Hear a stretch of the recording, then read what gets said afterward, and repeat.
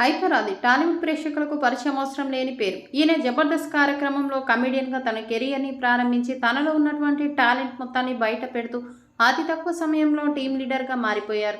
ఇలా జబర్దస్త్ కార్యక్రమం ద్వారా ఎంతో పేరు ప్రఖ్యాతలు సంపాదించుకున్నటువంటి హైపరాది అనంతరం శ్రీదేవి డ్రామా కంపెనీ ఢీ షో వంటి కార్యక్రమంలో కూడా సందడి చేస్తున్నారు. ప్రస్తుతం జబర్దస్త్ కార్యక్రమానికి దూరమైన ఇక బుల్లితెర కార్యక్రమంలో సందడి చేస్తూనే మరోవైపు సినిమా అవకాశాలు కూడా అందుకుంటున్నారు. ఈయన సినిమాలలో కూడా కమెడియన్గా నటిస్తూ ప్రేక్షకులను మెప్పించారు. సుమారు 20 సినిమాలకు పైగా నటించినటువంటి హైపరాది కెరియర్ పరంగా ఫుల్ బిజీగా ఉన్నారు.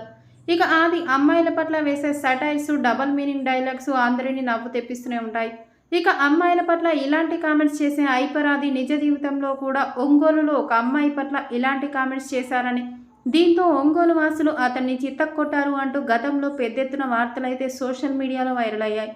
తాజాగా ఈ వార్తలపై హైపరాది స్పందించి క్లారిటీ ఇచ్చారు. జోర్దార్ సుజాత హోస్ట్గా డయా న్యూస్ ఛానల్లో జోర్దార్ పార్టీ విత్ సుజాత పేరుతో టాక్ షో ప్రారంభమైంది. ఈ షోకు హైపరాది గెస్ట్గా వచ్చారు. ఈ కార్యక్రమంలో భాగంగా సుజాత మాట్లాడుతూ ఒక అమ్మాయిని అల్లరి చేసినందుకు నిన్ను ఒంగోలులో కొట్టారు కదా అని అడిగింది. దీంతో హైపరాది దానికి సమాధానం చెబుతూ నేను స్కిట్లలో అమ్మాయిల పట్ల కామెంట్స్ చేసినంత మాత్రాన బయట అమ్మాయిలతో మాట్లాడతాను అనుకుంటే పొరపాటు. నేను బయట అమ్మాయిలతో అస్సలు మాట్లాడనని తెలిపారు. ఇలా నా గురించి వచ్చిన వార్తల్లో ఎలాంటి నిజమూ లేదని క్లారిటీ ఇచ్చారు. ఈ వీడియో కనుక మీకు నచ్చినట్టయితే లైక్ చేయండి, కామెంట్ చేయండి, సబ్స్క్రైబ్ చేసి నాకు మరింత సపోర్ట్ చేయండి.